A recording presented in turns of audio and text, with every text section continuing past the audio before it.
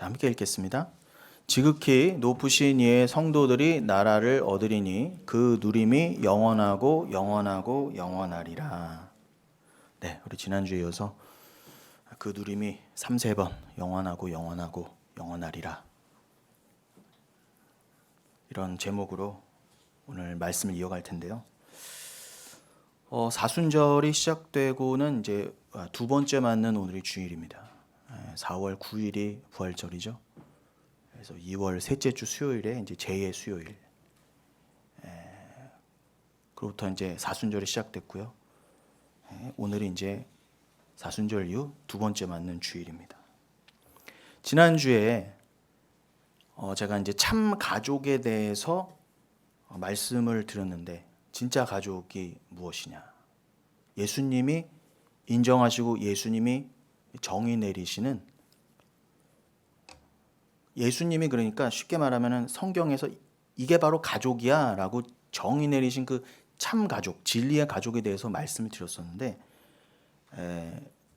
적잖이 충격을 받으신 분들이 좀 계셨던 모양이에요. 그래서 제가 더욱더 충격을 좀 드리겠습니다. 누가복음 14장 26절로 27절에 이런 말씀이 있습니다. 열어주시겠습니까? 누가복음 14장 26절로 27절. 무릇 내게 오는 자가 자기 부모와 처자와 형제와 자매와 더욱이 자기 목숨까지 미워하지 아니하면 능히 내 제자가 되지 못하고, 누구든지 자기 십자가를 지고 나를 따르지 않는 자도 능히 내 제자가 되지 못하리라. 그렇습니다. 이게 좀 점잖은 말과 표현과 어감 같지만, 여러분 쉽게 말하면요, 주 안에서 주와 관계없는 자라면 그게 설령 혈육과 고육이라 할지라도 끊어내지 않으면 나와 상관이 없다, 이 뜻입니다. 즉, 지난주에도 말씀드린 것처럼 우리에게 주신 혈육과 고육은요, 칭칭 나를 감아내기 위한, 그러니까 내 자아 확장, 나의 자랑, 그러니까 이 혈육을요 내 인생의 목적 삼는 거죠. 내 가족을 위해 산다고는 하지만 결국 뭐예요? 결국 나를 위해 사는 거죠. 우리가 가족을 사랑한다고 하지만 결국 뭐예요? 그 가족을 사랑하면 잘 그 마음을, 본연의 마음을 파고 들어가면은 결국 나 편하자고 나조차고 가족도 섬긴다 그래요. 그러면서 가족을 위해서 희생한다고 하지만 결국은 뭐예요? 그 가족으로 나의 자랑 삼고 내 유익과 만족으로 삼는 거죠.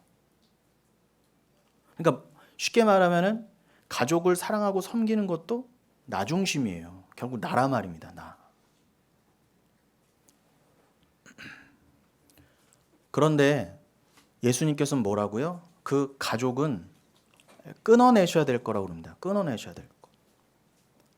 그러니까 그렇게 나와 맺어진 혈육, 그것은 내 자아 확장을 위한 것이기 때문에 자아 부인이라는 그 그리스도의 뜻에 따르면은 말씀에 배치될 때 가족 그 관계가 그리스도를 믿는 데 있어서 그 관계가 주는 어려움들요. 내가 예수를 믿는다고 할 때, 내가 정말 예수를 믿는다고 했을 때 가장 먼저 부딪히고 나에게 시험거리로 다가오는 것이 관계인데, 그 첫 번째 관계가 가족 아니겠습니까? 그런데 내가 예수를 정말 따라갈 때 그 부모와 형제, 자녀마저도 내가 예수를 더 사랑함에 있어서 내려놓을 수 있는가? 근데 그것은 사람의 힘으로 되지 않아요. 그래서 성령이 해주셔야만 해요. 그러니 지금 예수님의 이 말씀은요, 성령이 너를 강권하여 붙잡아서 가족마저도 그렇게 끊어갈 때, 가족이라는 정의를 참되게 내려갈 때에 네가 그 어떠한 아픔과 또 고난 가운데서도 이 말씀만을 붙잡고 그렇지 예수로 말미암은 그 보혈로 인한 가족이 진짜 가족이지라고 하는 믿음으로 나아갈 수 있겠느냐. 근데 능히 그렇게 하지 못하면 쉽게 말하면 구원이 없다예요. 정확히 더 말하면은 구원이 없는 자의 증거가 뭐라고요?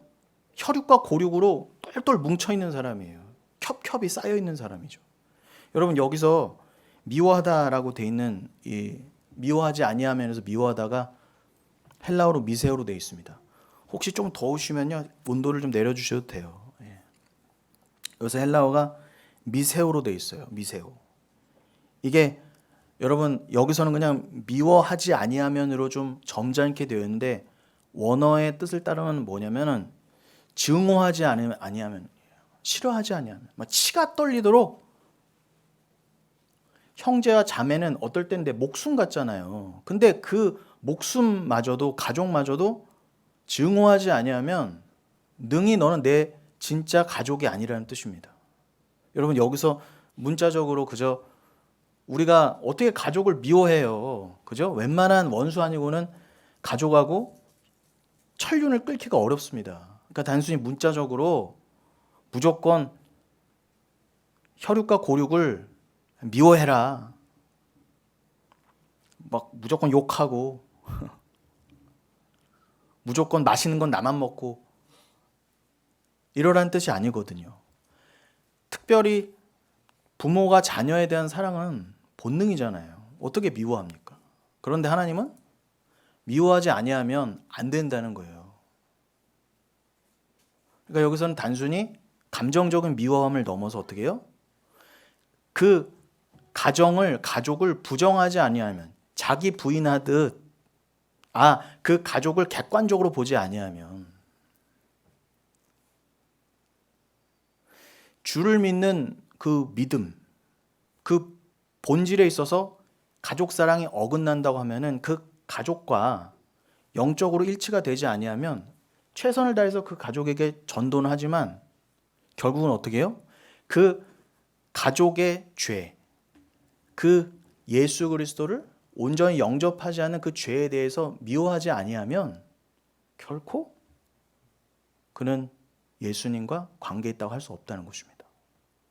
그러니 보세요. 27절에 누구든지 자기 십자가를 진다고 그러죠. 이게 자기 부인이잖아요. 그러니까 가족마저도 미세오, 증오한다는 것은 뭐예요? 그게 바로 자기 십자가를 진다는 거예요. 자기 부인의 가장 흔한 예 중에 하나가 고육을 증오하는 것입니다. 여러분 이어서 9장 누가복음 9장 23절로 24절을 띄워주시면 이렇게 되어 있습니다. 또 무리에게 이르시되 아무든지 나를 따라오려거든 자기를 부인하고 날마다 제 십자가를 지고 나를 따를 것이니라. 누구든지 제 목숨을 구원하고자 하면 잃을 것이요 누구든지 나를 위하여 제 목숨을 잃으면 구원하리라. 더 분명하게 예수님은 말씀합니다. 나를 따르거든 자기를 부인하고 십자가를 지고, 여기서 말한 십자가는 예수가 지신 그 십자가밖에 없어요. 그러니까 예수는 홀로 그 십자가를 담당하셨지만 우리로 하여금 그 십자가를 함께 지게 만드신다는 거예요. 예수와 하나가 되어 묶이려면 예수라는 그 그리스도를 내 진짜 가족, 그냥 가족 정도가 아니라 예수 그리스도와 하나가 되려면 내가 부인되고 그냥 은혜만을 구하는 자가 돼야 되잖아요. 그러니 예수 그리스도가 그 십자가 함께 지고 나를 따르라 할 때 그냥 순종하며 그 예수를 따라 나설 수 있는 그가 진짜 가족이라는 거예요. 그러면서 뭐라고 그래요? 누구든지 제 목숨을 구원하고자 하면 이게 뭐겠어요? 뜻이요. 이 땅에서의 나를 지키려고, 그죠? 수단 방법을 가리지 않아요. 자기 부인이 어디 있어요? 그저 나를 위해서 어떨 때는 어떻게 해요? 내 혈육마저도 이용하잖아요. 내 혈육마저도 내 유익을 위해서 배신하고 배반하는 것도 다반사일 뿐더러 인간은 얼마나 악독해요? 내가 우리 부모님을 내 가족을 사랑해야 하는 그 사랑조차도 뭐예요?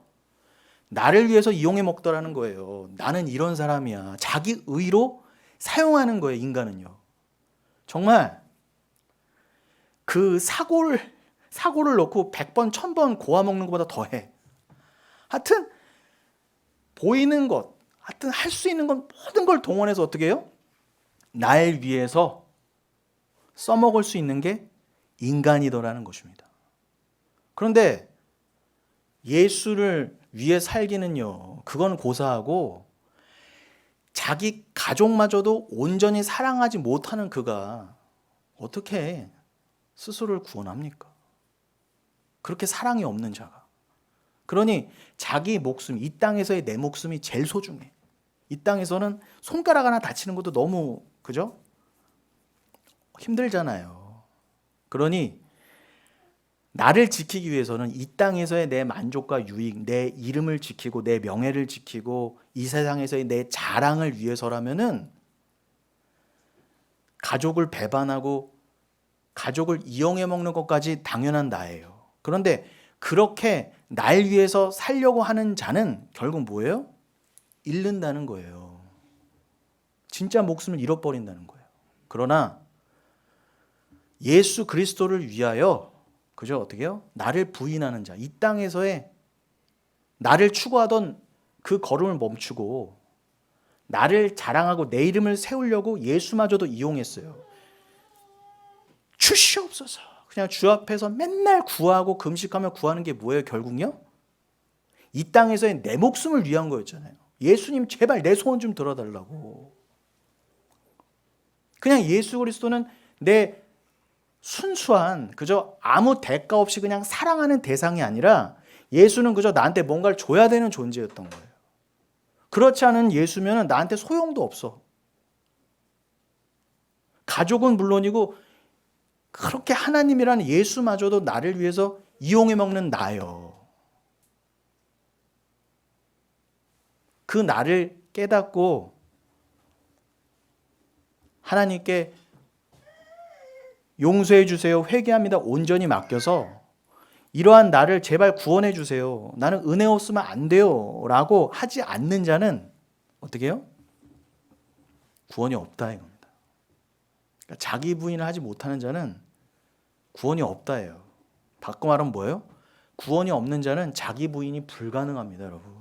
절대로 예수님 십자가 못 져요. 그러니 여러분, 예수님께서는요, 이거를 알려주시려고요, 본인의 혈육도, 본인의 고육도 객관적으로 보셨던 분이죠. 여러분, 요한복음 2장의 4절 보면은 예수님께서 뭐라고 하세요? 어머니한테 뭐라고 하십니까? 귀나에 여자여 그럽니다. 왜 여자여, 당신이 나한테 이 물을 포도주로 바꿔달라고 그럽니까? 이거는 나의 십자가, 구원의 일과 내 하나님 나라에 관한 일과 아무런 상관이 없어. 어머니, 아무리 고육이지만 어머니 지금 나한테 물을 포도주 바꿔달라는 게 지금 무슨 뜻인지 당신 알고 나한테 구하는 거냐고.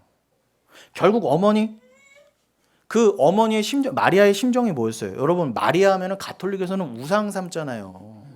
성인으로 추대하는 그 여자도 자기 아들한테 그걸 왜 구했다고요? 야, 이 결혼식장에서 포도주가 다 떨어졌댄다. 네가 기적을 짠 하고 보여주면은, 야, 누이 좋고 매부 좋고 너 이름도 올라가고 너를 아들로 둔 나 엄마 이름도 올라가고 이 결혼식장도 포도주 없고 얼마나 좋으냐, 좋은 게 좋은 거 아니냐라고 했을 때 예수님께서 단호히 거절하시는 의미였던 거예요. 그런 의미로는 난 절대로 포도주 만들어낼 의도가 전혀 없다는 거예요. 여러분, 그런데도 예수님이 나중에 포도주를 바꿔주신 거는 어떤 의미였어요? 어머니가 하도 조르고 제발 좀 바꿔달라고, 야 엄마 말 좀 그것 좀 못 들어주냐? 그냥 하도 애걸복걸 하니까 아우 귀찮아해서 예수님이 들어주신 게 아니라 끝까지 예수님은 그 어머니의 청을 거절하셨어요. 성경을 잘 읽어보세요. 끝까지 여자여, 그렇게 구하는 당신이 나와 도대체 무슨 상관입니까? 라고까지 매몰차게 얘기하셨다니까요. 물론 귀나이라고 하는 그 용어가 단순히 우리의 표현으로는 여자여 하는 게 좀 뭔가 함부로 어머니를 부른 것 같지만 이 귀나이는요 굉장히 헬라어로 치면은 그 여자에 대해서 가장 높은 존칭으로 쓰인 그런 단어였습니다.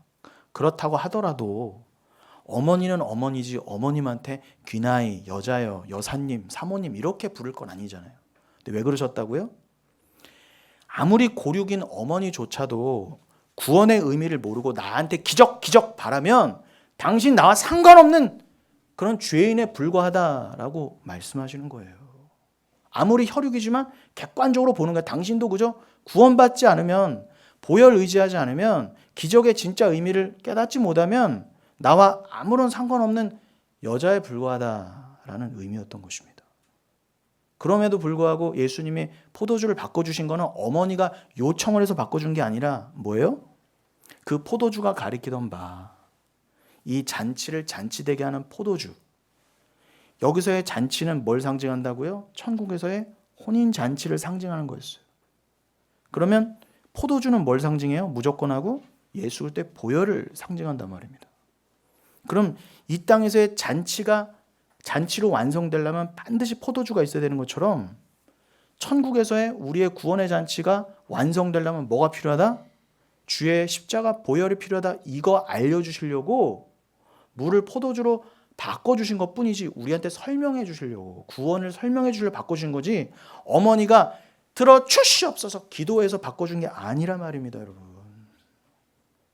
여러분 어머니의 요청도 거절하셨어요. 예수님이. 그럼 우리가 백날 첫날 예수의 뜻과 맞지 않는 걸 백날 첫날 구한다고 예수님이 들어주실까요? 안 들어주실까요? 절대 안 들어주세요. 여러분. 절대요. 절대 안 들어주십니다.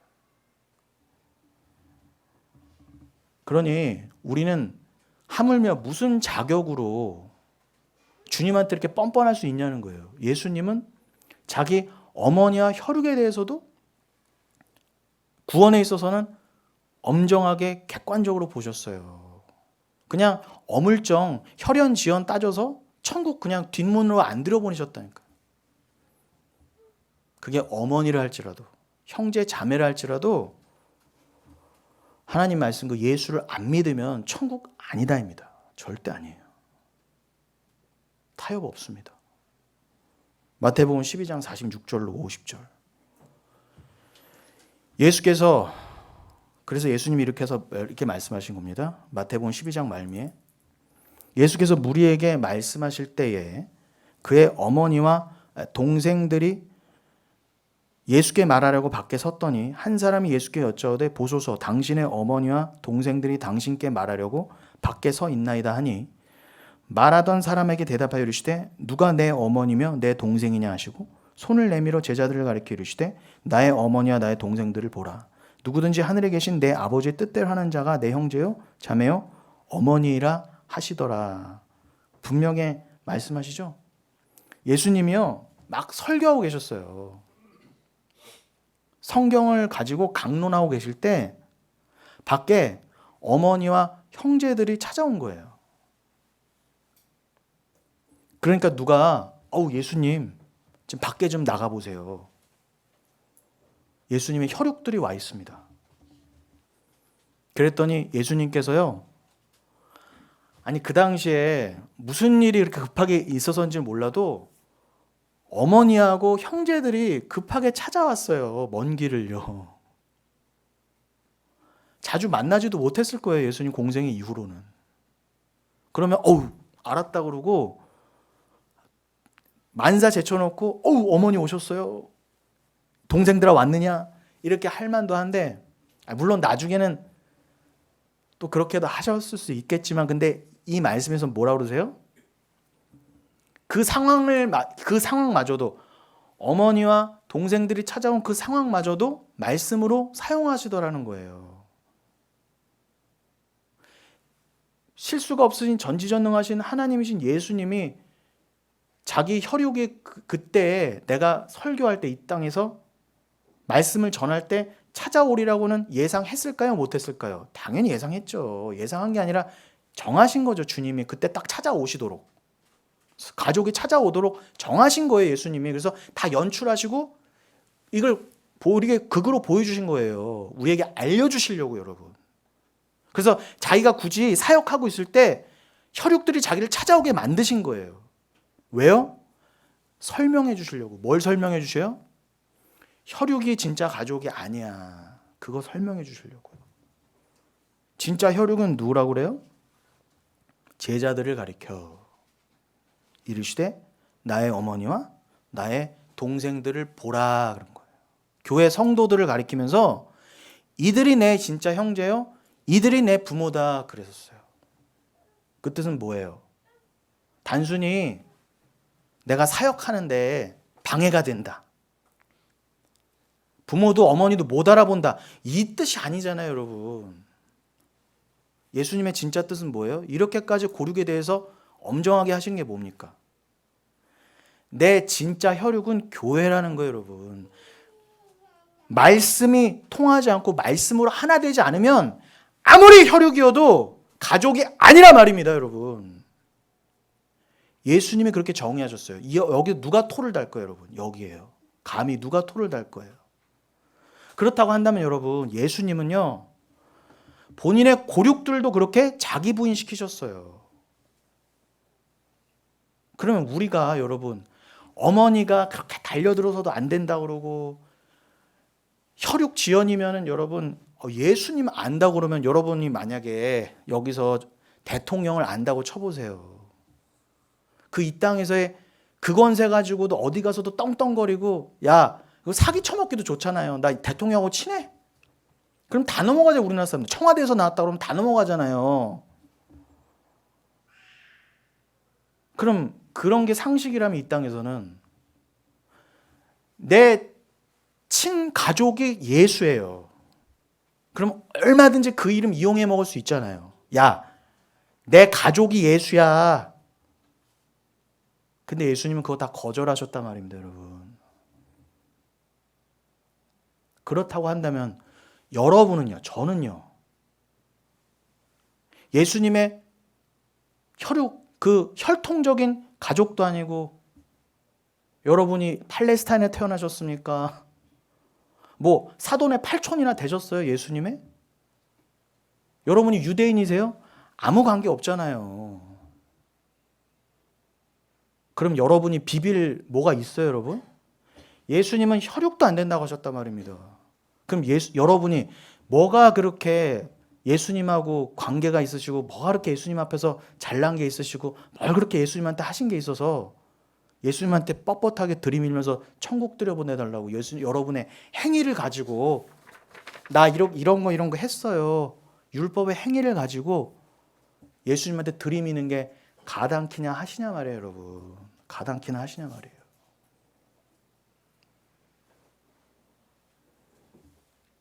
그럼에도 불구하고 여러분이 어떻게 예수의 참 가족이라고 칭함을 얻으셨냐 말이에요. 의롭다 여기셔서 천국 가족이라는 칭호를 얻으셨냐 말입니다 여러분이요. 아무 공로도 없는데, 예수님과 혈육도 아니야. 그렇다고 여러분 예수님한테 헌금한 걸로 줄라립에 서보세요. 전 세계에 몇 번째나 갈까요 우리가요? 저 같으면 몇십억 등대도 못 들어갈 것 같아요. 율법의 행위로 따지면요, 여러분이 기도 많이 하셨다 쳐보세요. 여러분 얼마나 기도해 보셨어요? 여러분이 금식해부터 쳐보세요. 얼마나 금식해 보셨어요? 이슬람 애들이 더 많이 해요 여러분 금식은요. 기도는 불교 애들이 더 많이 합니다. 근데 도대체 무슨 근거와 행위를 가지고 도대체 예수님 앞에 나아가실 거냐 말이에요. 가당키도 않은 거예요. 그럼에도 불구하고 어떻게 여러분을 만세전에 택하셔서 이가 내 가족이다, 이들이 내 어머니이고 내 형제다라는 이걸 들으시게 되냐 말이에요. 오직 은혜 외에는 설명이 안 돼요. 그러니까 우리는 오직 은혜만 말해야 돼요. 교회에서요, 어줍지 않은 제발 행위, 어줍지 않은 나, 이거 내세우면요, 우리끼리도 이렇게 어줍지 않은데 주님 앞에서는요, 주님은요 콧방귀도 안 끼실 거예요. 감히 어디서 진짜 어디서, 그죠? 그저 십자가 은혜 하나 믿는 믿음으로 나아가는 거지. 어떻게 예수 믿고 그죠? 믿으나 그러나 내가 그래도 예수 믿는 사람이니까 내가 예수 믿었지. 내가 몇 대째 예수 믿었지. 어떻게 이런 말이 나옵니까, 여러분? 있을 수 없는 말이에요. 하나님의 라인, 그리스도의 후손, 인자의 계열에게는, 그래서 지난주에 그 인자의 계열의 설명, 즉 하나님의 참 가족의 극적인 예로서 에녹을 설명드렸었죠. 그래서요, 에녹은 그 삶은 한마디로 뭐예요? 너는 왜 이렇게 빨리 데려가셨다고요? 너는 세상과 관계없이 살아야 돼. 이제 그만 내가 데리고 간다. 여러분, 그게 우리 인자의 라인, 여러분 의인, 교회의 삶이 어떤가를 보여주시는 거예요. 하나님이요, 사랑하신 자일수록 빨리 끊어가시는 거예요. 여러분, 빨리 털어가시는 겁니다. 자기 부인 되도록요.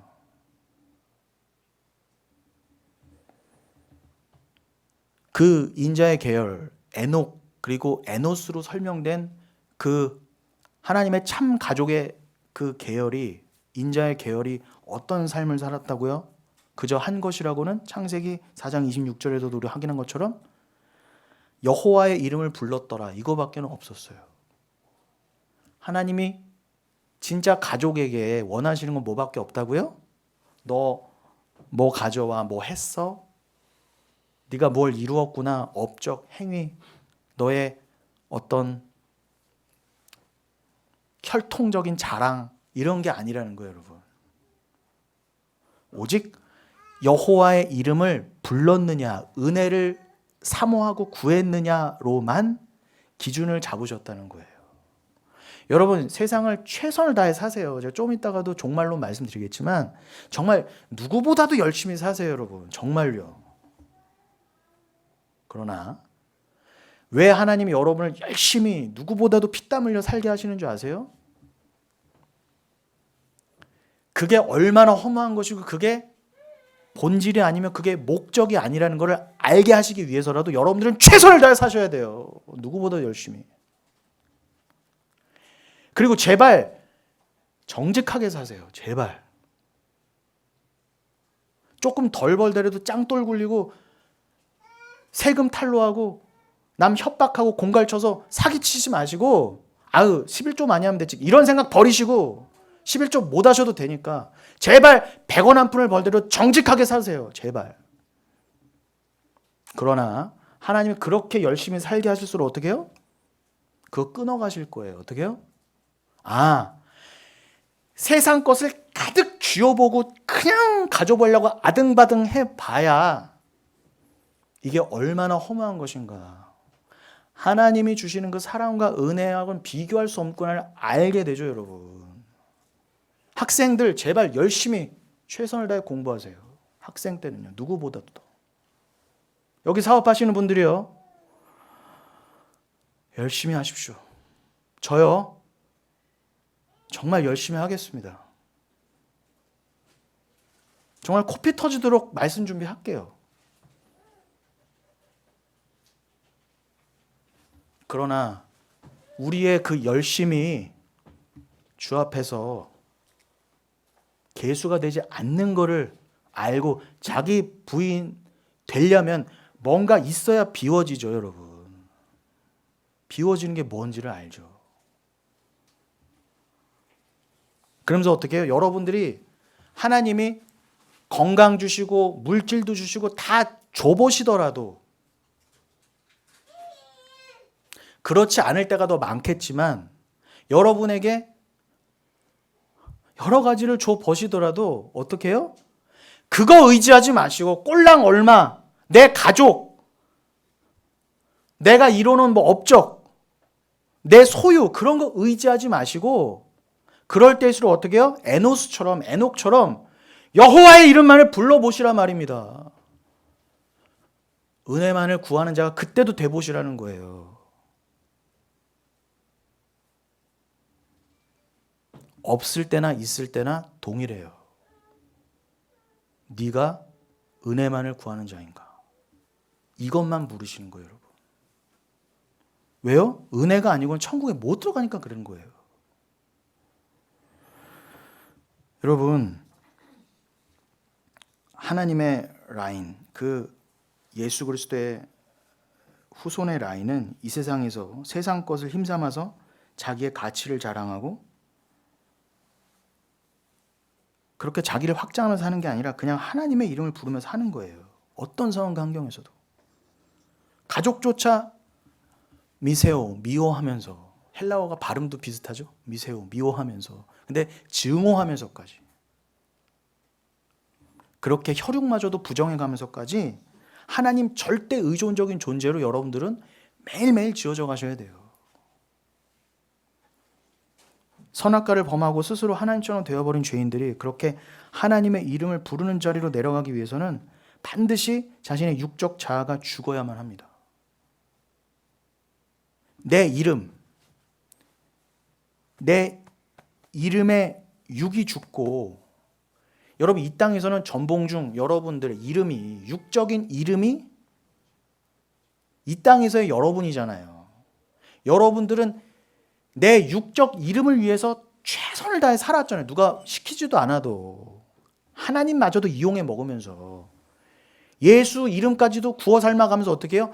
나 제발 이 이름 좀 높이 올라가고, 심지어는 교회 안에서조차 목사라는 사람들조차 자기 이름 걸고 누가 더 인기 많냐, 누가 더 큰 목사냐 이런 거 자랑하고, 누가 더 인기 많은 목사냐 이런 거 자랑하고 있으니 밑에 성도들이야 당연하죠.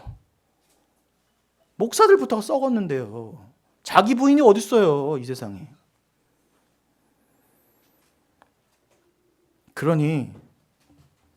그런데 그 이름의 육이 죽어나가고 하나님의 이름으로, 예수 그리스도의 그 이름으로, 하나님이 주신 그 예수 그리스도의 이름으로 여러분이 다시 살아나셔야 돼요. 하나님의 예수의 이름을 여러분들 주셔야 돼요. 여러분의 이름을 뺏어가시고 예수라는 이름만을 받으셔야 된답니다.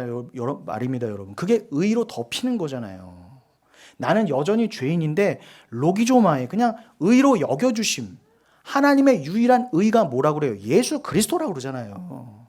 그러니까 여러분은 쉽게 말하면요, 예수 그리스도로 하나님께 보여야 된단 말입니다. 그냥 덮여야 돼요. 아, 예수 믿는 자, 피 뿌린 의로 덮인 자, 아 그냥 예수만을 사랑하는 자, 예수만을 위해서 영생까지도 불사하는 자, 그냥 오직 예수 천국 갑니다. 예수예요. 우리 없어요, 여러분. 예수를 머리 삼고 우린 다 지체. 예수예요, 우린 다. 천국에서는 예수 이름엔 없습니다, 여러분.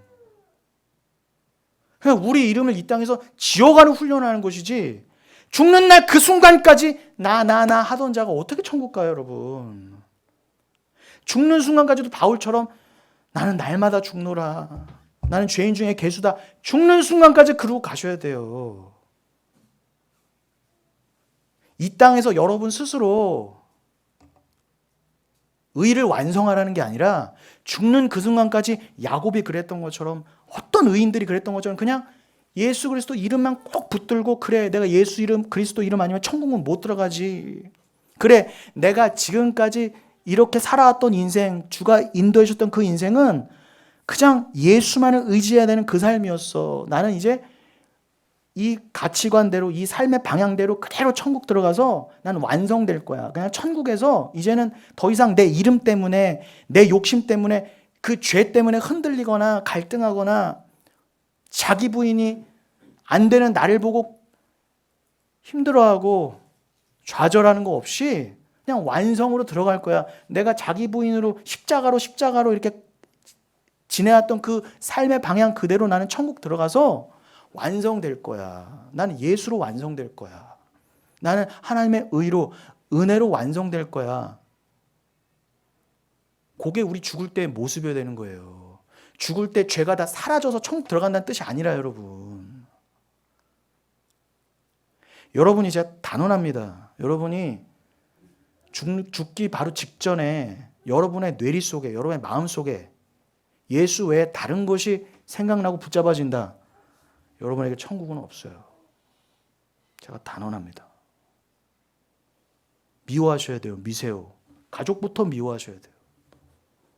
여러분이 죽는 그 순간에 내 자식 새끼와 누가 생각난다. 여러분 천국 못 갑니다. 이거 아까워. 이거 어떻게 못 가요, 여러분. 그거 아까워서라도 못 가요. 미세요. 증오하셔야 돼요. 끊어내셔야 할 대상인 것이지 여러분 붙잡아야 될 대상이 절대 아닙니다. 아니 제가 지금 구구절절 예수님 말씀만 갖다 대드렸잖아요. 반박하실 것 있으면 저한테 말씀해 주세요. 그러니 우리는 날마다 매 순간 죽어가는 것입니다. 그러니까 성도는 잘 들으세요. 성도란 예수 그리스도의 십자가에서 이미 죽어버린 자신의 옛사람의 죽음을 자신의 삶 속에서 실제화하며 살면서 예수 그리스도의 십자가의 의미를 배우게 되는 것입니다. 절대 변개할 수 없는 이미 일어난 그 묵시, 그 영원 가운데 이미 하나님이 하늘에서 그 뜻을 이뤘다 그러잖아요. 그럼 여러분들을 자기 부인시켜서 여러분들을 그냥 오직 예수의 이름으로 천국 넣을 거야 라고 이미 정해져 있다면 여러분들의 이 땅에서의 자기 부인의 삶은요 절대 변개될 수 없어요. 여러분 취소될 수 없어요. 어물쩡 나는 어떻게 예외가 안 될까, 나는 어떻게 나 그냥 살고 싶은 대로 살다가 천국도 갈 수 없을까, 이런 거 없다는 거예요. 제 말은요. 여러분이 정말 성도라면요 주님의 이 한결같으신 자기 부인과 그 은혜만을 붙잡고 예수님 이름만을 붙잡아야 되는 그 삶에서 벗어날 수 있는 사람은 아무도 없다는 거예요. 주님이 장중에 오른손에 꽉 붙잡으면요 그 삶에서 벗어날 수 있는 사람은 아무도 없다는 거예요. 그게 뭐예요?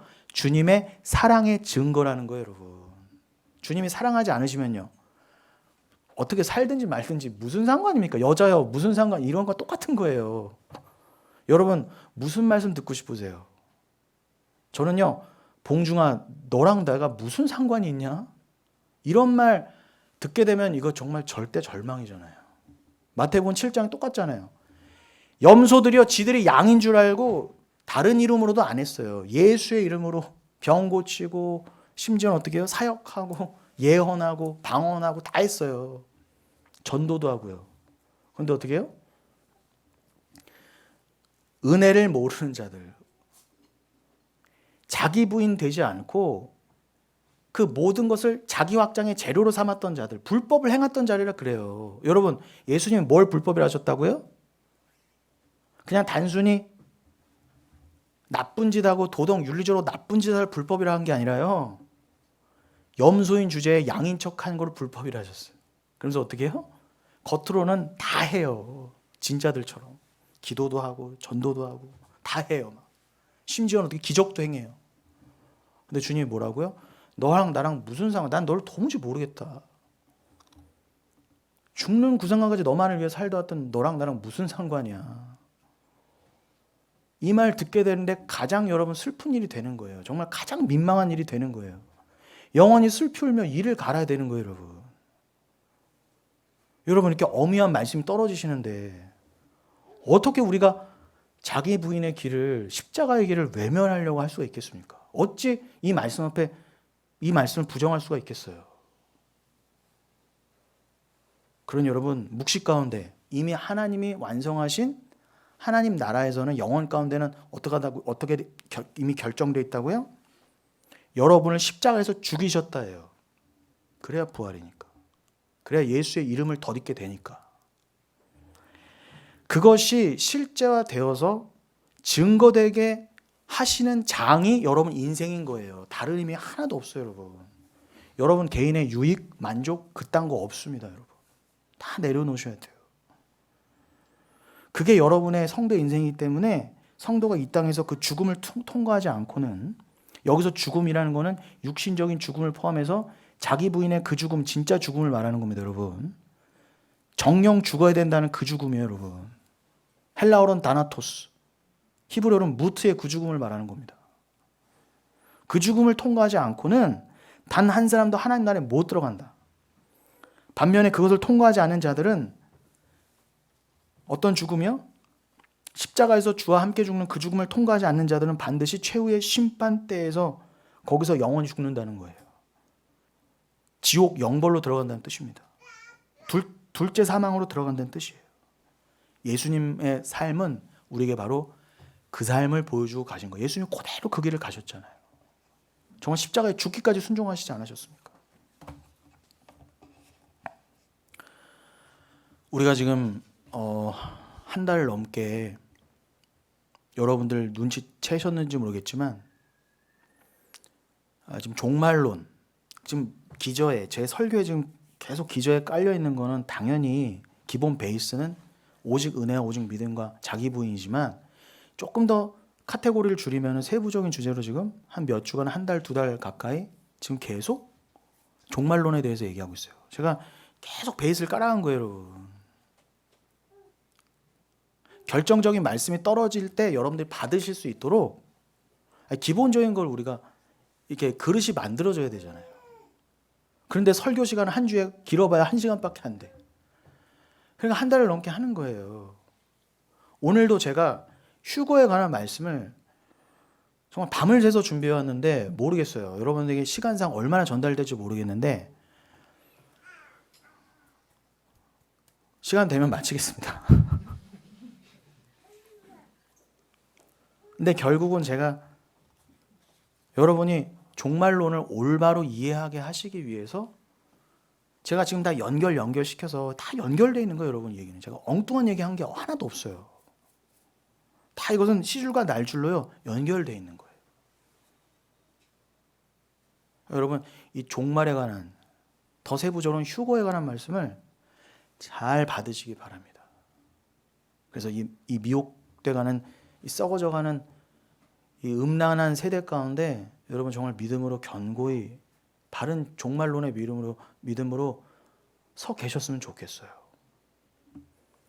우리가 1월 말 2월 초 때는 이러한 맥락 가운데 데살로니가전서 4장을 집중적으로 봤었죠. 그 4장 13절에 이렇게 되어 있었습니다. 4장 13절 데살로니가전서. 형제들아 자는 자들에 관하여는 너희가 알지 못함을 우리가 원하지 아니하노니 이는 소망 없는 다른 이와 같이 슬퍼하지 않게 하려 함이라. 다시 한번 읽어드릴게요. 아직 자막이 안 떴는데 형제들아, 여러분 다 아는 말씀이에요. 형제들아 자는 자들에 관하여는 너희가 알지 못함을 우리가 원하지 아니하노니 이는 소망 없는 다른 이와 같이 슬퍼하지 않게 하려 함이라. 이렇게 사도 바울이 말하면서 종말론 문제를 다룹니다. 바울은 자신이 복음을 전한 데살로니가 교회였지만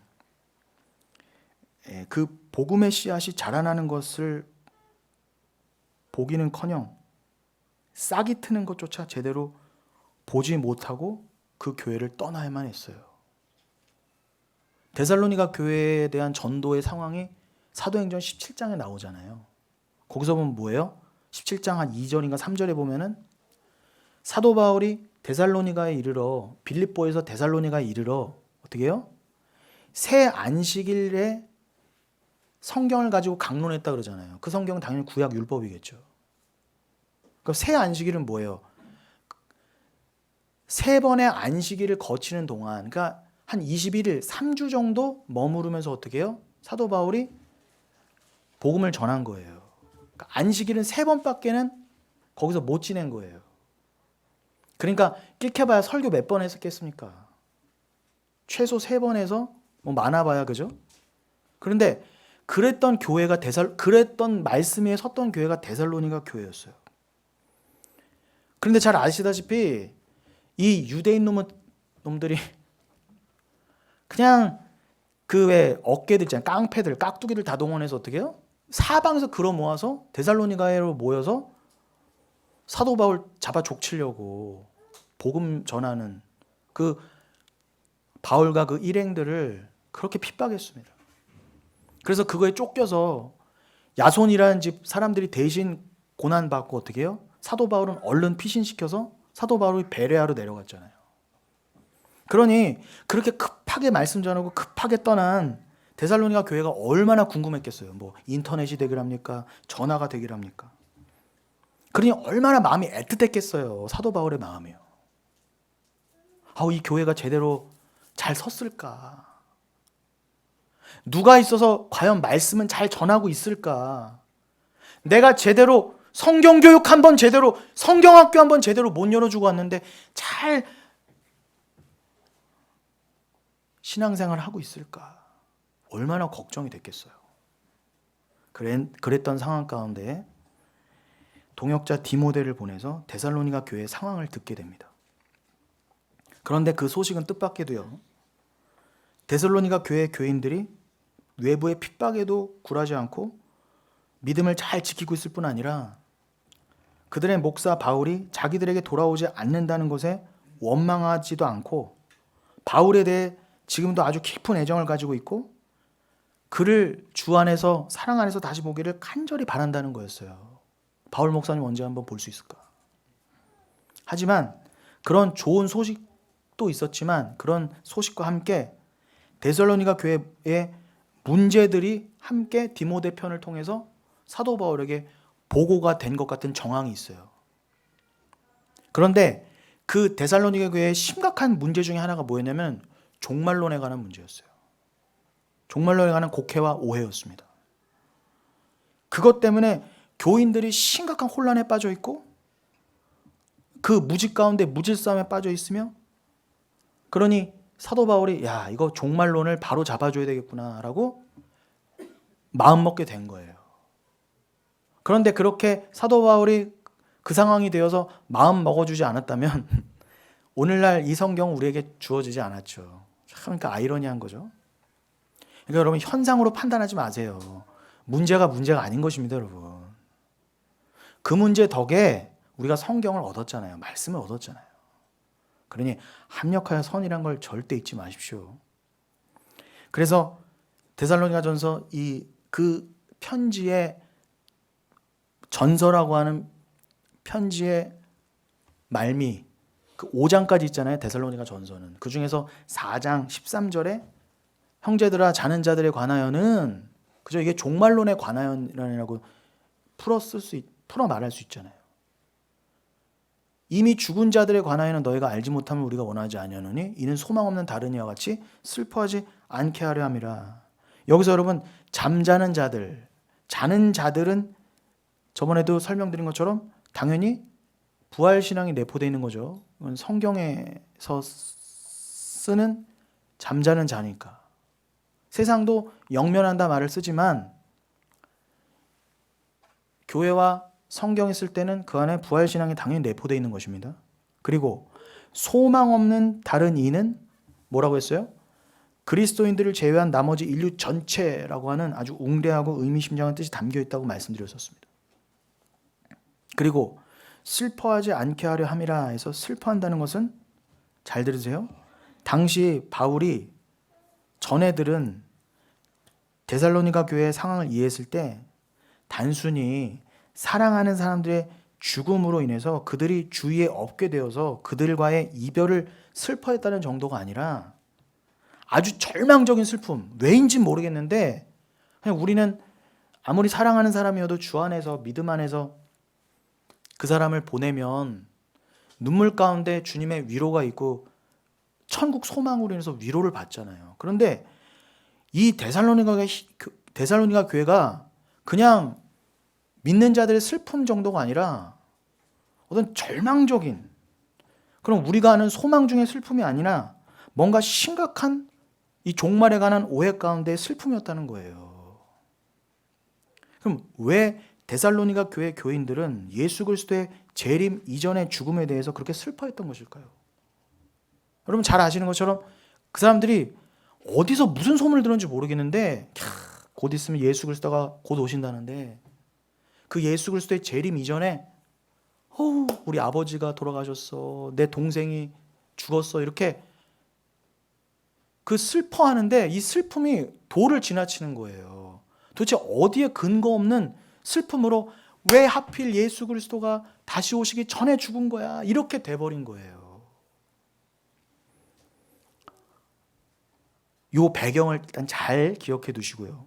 그래서 그들은 여러분 일단 그 데살로니가 교회 교인들은 일단 예수 그리스도의 재림이 임박했다고 보았습니다.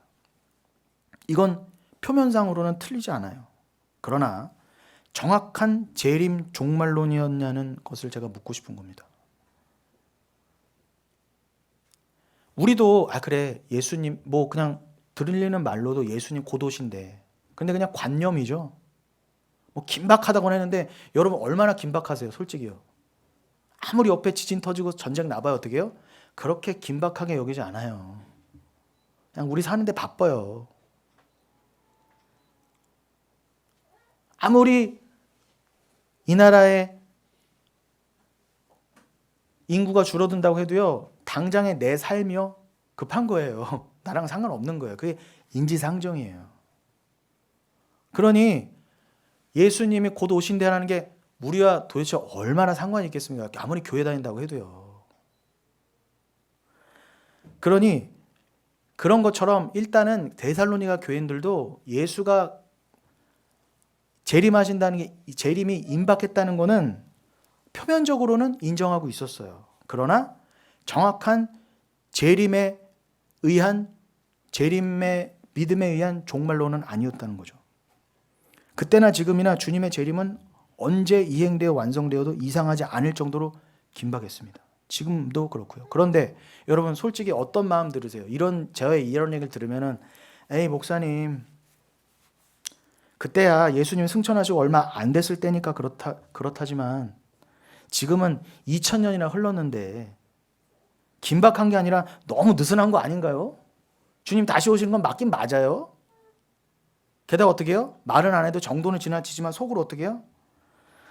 예수님 뭐 잊으신 거 아니야? 약속이 미루어지거나 이거 다시 오시는 거 아예 잊어버리신 거 아닌가요? 이런 정말 큰일 날 소리를 합니다. 심판 잊어버리신 거 아니에요? 이런 정말 불경스러운 생각이 솔직히 우리 들잖아요. 그러면서 속으로는 의구심을 들 수도 있어요. 도대체 예수님 다시 오신다는데 맞아. 그러나 여러분 베드로후서 3장 8절에서 13절에서는 분명히 이렇게 말씀하십니다. 사랑하는 자들아 주께는 하루가 1000년 같고 1000년이 하루 같다는 이 한 가지를 잊지 말라. 주의 약속은 어떤 이들이 더디다고 생각하는 것 같이 더딘 것이 아니라 오직 주께서는 너희를 대하여 오래 참으사 아무도 멸망하지 아니하고 다 회개하기에 이르기를 원하시느니라. 그러나 주의 날이 도둑같이 오리니 그날에는 하늘이 큰 소리로 떠나가고 물질이 뜨거운 불에 풀어지고 땅과 그 중에 있는 모든 일이 드러나리로다. 이 모든 것이 이렇게 풀어지리니 너희가 어떠한 사람이 되어야 마땅하냐. 거룩한 행실과 경건함으로 하나님의 날이 임하기를 바라보고 간절히 사모하라. 그날에 하늘이 불에 타서 풀어지고 물질이 뜨거운 불에 녹아지려니와 우리는 그의 약속대로 의가 있는 곳인 새하늘과 새 땅을 바라보도다. 분명히 나와 있어요, 여러분. 주님께는요 하루가 1000년 같고 1000년이 하루 같으신 분이에요. 시간을 초월하신 분에게 2000년은 문제가 되지 않아요. 오히려 어떻게 해요? 2000년을 하루같이 여기시는 분이 여러분을 위해서 2000년쯤은 길이 참으신 거예요. 길이 참으신 거예요. 그러나 뭐예요? 그러나 심판이 도적같이 임한다. 분명히 끝은 있다예요. 속지 말라는 거예요. 예수님 오시는 거 맞아? 야 심판 맞아? 야 이거 성경 맞아? 다 이루고 있을 때 어떻게 해요? 급하게 심판이 임함과 동시에 어떻게 한다고요? 여러분이 살던 이 모든 것은요 다 무너지고 풀어지고 멸망하고 사라진다는 거예요. 태양, 달, 모든 우주 천체와 함께. 근데 여러분 이게 정말 믿어지세요? 여러분 주님께서는 2000년도 하루 같으십니다. 주님 입장에서는요 긴박성이 유지되고 있음과 동시에 갑작스런 재림까지도 말씀하세요. 여러분 이 땅은 비진리로 완성되었을 때, 즉 소돔과 고모라가 멸망할 때처럼 의인이 한 명도 안 남게 되었을 때, 의인은 뭐라고요? 은혜를 의지하지 않는 자. 그냥 단순히 착하고 도덕 윤리적으로 완벽한 자가 아니라 하나님의 은혜만을 의지하는, 아까 설명드린 것처럼 자기를 부인하며 하나님만을 의지하고 그 에노스처럼 하나님의 이름만을 부른 자, 의인의 계열에 있는 자, 은혜 안에 있는 자, 그 진짜 의인이 이 땅에 한 명도 안 남게 되었을 때, 여러분 창세기 18장에 소돔과 고모라가 멸망할 때 그랬잖아요. 아브라함이 소돔과 고모라로 가는 주의 사자들을 막아서면서 어떻게 했습니까? 저 소돔과 고모라의 의인 50명만 있으면 살려주세요. 그랬더니 그래? 내가 살려줄게. 아니 45명. 아니 살려줄게. 45명 정말 있으면. 근데 아무리 생각해봐도 그렇게 많을 것 같지 않아요. 30명, 20명, 10명. 자꾸 줄이잖아요. 아브라함이요. 과연 의인이 있을까? 이 땅에. 과연 있을까?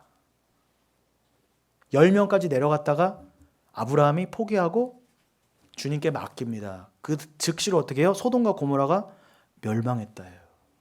똑같을 거라 그러지 않습니까? 여러분 열심히 사시고 여러분이 하나님께 복귀했을 때, 의인이 이 땅 가운데 한 명도 안 남았을 때, 여러분 이 땅이 그래도 이렇게 유지되고 있는 건, 여러분 아무리 방사능 터지고 지진 터지고 그래도 아직은 유지되고 있는 건 왜 그래요? 아직은 누군가가 진리를 선포하는 의인이 이 땅에 있기 때문에 그래요. 이 땅이 예뻐서가 아니라 아직은 의인이 다 복귀하지 않았기 때문에 하나님이 아직 남겨두시고 있는 거예요. 여러분 착각하시면 안 돼요.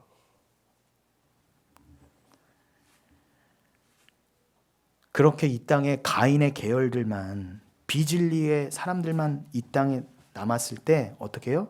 하나님께서는 조금 전에 읽어드린 베드로서 3장의 말씀처럼 심판과 소멸 안으로 그 모두를 가차없이 던져 버리실 거라는 것입니다.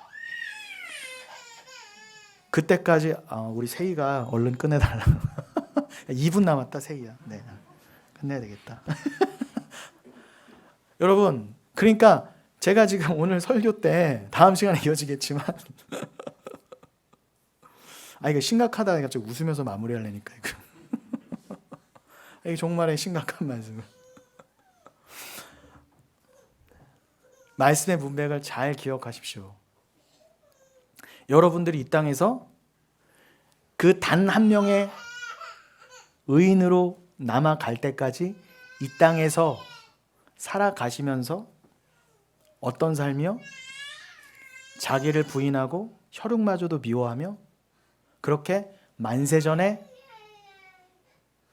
은혜로만 지어진 자로 결정된 내가 이 땅에서 똑같이 은혜로만 지어져가는 삶을 보여주시다가 그 의인의 삶으로 살아가시다가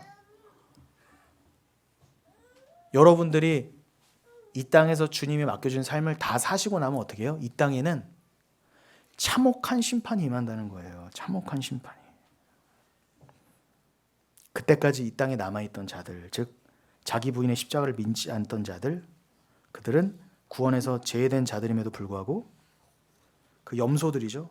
근데 자기들이 양이라고 착각하는 자들, 자기들이 진리 안에 있다고 착각하는 자들요. 그들에게는 그날이 도적같이 임한다는 거예요. 행위주의자들, 율법주의자들. 기독교를 절대로 자기 부인으로 이해하지 못하는 자들은요, 실컷 예수 믿다가도 어떻게 해요? 언제 심판이 임하는지 그때 다 같이 싸그리 불지옥으로 떨어진다는 것입니다. 도적같이 임한다는 거예요. 그러니 여러분, 이 말씀을 잊지 마시고 여러분들이 정말 긴박한 종말, 이미 2000년 전에 떨어진 말씀이에요. 그랬다고 한다면 여러분 2000년이나 지난 거 아닙니까? 그럼 지금은 더 긴박할래야 긴박하지 않을 수 없어요. 게다가 어떻게 해요? 예수님이 초림하시고 이제 재림밖에 안 남았어요. 얼마나 더 긴박해야 돼요? 여러분들이 눈을 드시고 그리스도만을 부르짖어 찾고 의지하는 그 모습을 보여주심으로, 삶의 어떠한 상황 가운데서도 그 모습을 보여주심으로 여러분 주변에서 여러분을 통해 건지실 자는 하나님이 실수 없이 끝까지 건져가실 텐데 그 인생으로 잘 지어져 가실, 그게 정말 복된 인생이구나라고 지어져 가시는 여러분이 되시고, 또 그 삶을 위한 우리 영혼교회, 그 의인만을 위한 영혼교회가 되기를 함께 기도해가는 우리 영혼교회 모든 성도님 되시기를, 그리고 인터넷 성도님 되시기를 예수님의 이름으로 축원드리겠습니다.